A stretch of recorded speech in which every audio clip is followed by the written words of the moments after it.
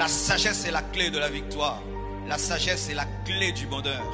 La sagesse, c'est la clé du vrai leadership. Mon frère, si tu as le même niveau intellectuel que quelqu'un, le même bagage intellectuel que quelqu'un, vous avez étudié dans les mêmes universités, mais tu vois, il réussit plus que toi, sache qu'il a une sagesse que tu n'as pas.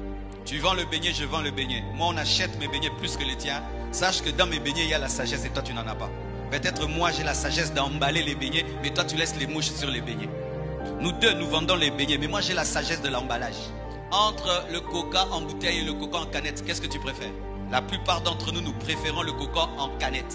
Mais ça n'a pas un meilleur goût, mais ça a un meilleur emballage. Ils ont utilisé une sagesse pour élever le prix. Si tu vois quelqu'un dans le même domaine que toi avoir des résultats que tu n'as pas, sache qu'il connaît et il pratique des choses que tu ne pratiques pas. C'est pourquoi il faut toujours s'humilier devant celui qui réussit plus que toi, même s'il est de ton domaine, parce qu'il a une sagesse que tu n'as pas. Aujourd'hui, mes frères, sachez ceci, que la première clé pour réussir, ce n'est pas toujours la prière, c'est la sagesse. J'ai étudié pourquoi aujourd'hui les Juifs sont les hommes les plus riches du monde. Lorsque tout le monde avait peur de faire des banques et tout le monde pensait que faire les affaires d'argent était mal, les Juifs sont devenus professionnels dans la banque. Ils prêtaient aux gens l'argent. Pendant que tout le monde considérait l'argent comme un démon, les Juifs, eux, prêtaient l'argent. Et qu'est-ce que ça fait?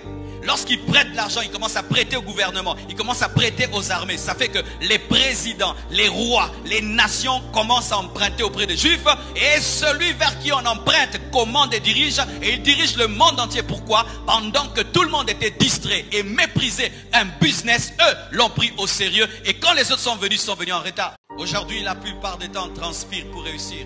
Mais sachez que les hommes les plus riches du monde ne sont pas ceux qui transpirent. Ce sont les gens qui utilisent le cerveau et la sagesse. Un jeune garçon, on dit qu'il est magicien et tout. Mais moi, des fois, j'aime pas tout le temps regarder magie. Qui s'appelle Marc. Il a remarqué qu'il était timide et il ne savait pas se faire des amis.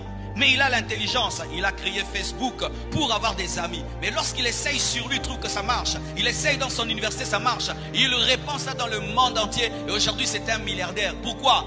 Là où sa timidité l'a arrêté, son cerveau l'a permis de percer.